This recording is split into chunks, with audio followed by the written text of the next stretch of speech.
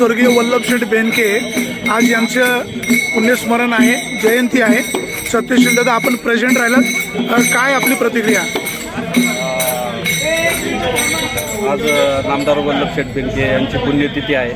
खरं तर या जुन्नर तालुक्यात जयंती आहे आणि खरं तर जुन्नर तालुक्यात माजी आमदार म्हणून तुम्हाला सगळ्यांना ज्ञात आहे. स्वर्गीय निवृत्ती शेठ शेरकर असतील, स्वर्गीय सोपन शेठ शेरकर असतील, शिवाजीराव काळे असतील आणि वल्लभशेठ असतील, सातत्याने या जुन्नर तालुक्यातील शेतकऱ्यांसाठी, या जुन्नर तालुक्याच्या विकासासाठी एकत्रित मिळून त्यांनी खरं तर काम केलं. नंतरच्या काळात सोपन शेठ शेरकर यांची खरं तर ते जवळून मित्र राहिलेले आहेत. आणि नक्कीच तुम्हाला सगळ्यांना ज्ञात आहे का, ज्यावेळेला सोपन शेठ शेरकर गेले आणि त्यानंतर वल्लभ शेठने सांगितलं का सत्यशील शेरकर तू माझा चौथा मुलगा आहे, आणि त्या पद्धतीने खरं तर त्यांनी आम्हाला वागणूक दिली आणि भाऊ म्हणून खरं तर आणि मुलगा म्हणून या ठिकाणी मी पुण्यतिथीच्या कार्यक्रमाला उपस्थित होतो, जयंतीच्या कार्यक्रमाला उपस्थित होतो. धन्यवाद. बेनके साहेब तुम्ही काय सांगाल?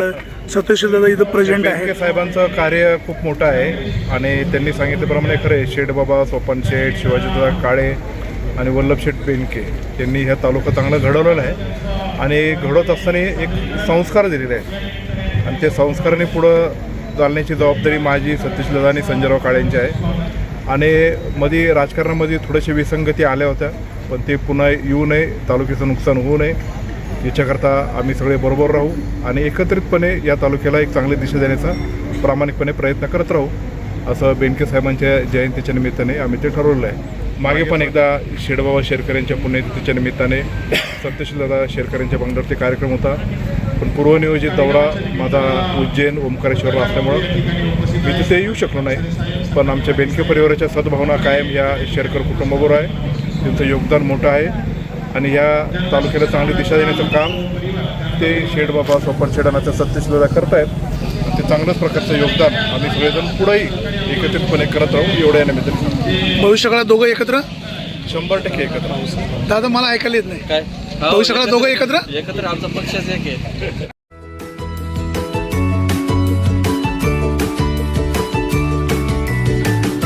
बातम्या शेतीच्या,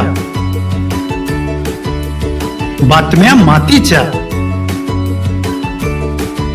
बातम्या अन्यायाच्या, गुन्हेगारीच्या,